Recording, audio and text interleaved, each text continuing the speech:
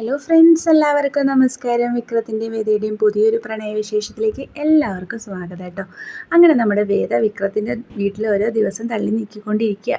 നേരാണെങ്കിൽ പോകുന്നില്ല. അടുക്കളയിൽ ചെന്നാൽ ആരും ഒന്നും പണിയെടുക്കാൻ സമ്മതിക്കില്ല. അമ്മയും ആകെ ശ്രീചേട്ടത്തിയാണ് അടക്കം മിണ്ടുന്നത്. ബാക്കി എല്ലാവരുടെ മുന്നിൽ വേദ ശത്രു തന്നെയാണ്.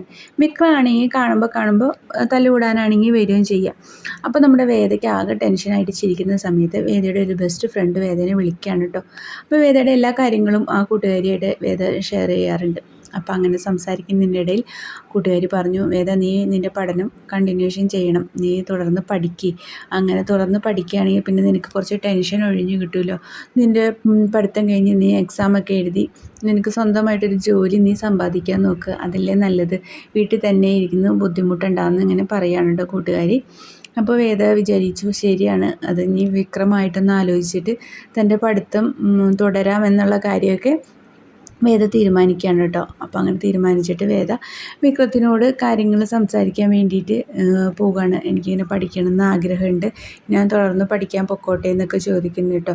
അപ്പോൾ തുടർന്ന് പഠിക്കണമെങ്കിൽ ഇനി പഠിത്തത്തിൻ്റെ ഉള്ള കാര്യങ്ങളെല്ലാം വിക്രം വേണമല്ലോ നോക്കാൻ. അപ്പോൾ വേദ തനിക്ക് പഠിക്കാൻ പോകാൻ താല്പര്യമുണ്ടെന്നുള്ള കാര്യം വിക്രത്തിനെ അറിയിക്കുകയാണ് കേട്ടോ. അപ്പോൾ നമ്മുടെ വീഡിയോ ഇഷ്ടമായെങ്കിൽ ലൈക്ക് ചെയ്യാനും ഷെയർ ചെയ്യാനും സബ്സ്ക്രൈബ് ചെയ്യാനും മറക്കല്ലേ. സബ്സ്ക്രൈബിൻ്റെ കാര്യം മറക്കല്ലേ കേട്ടോ.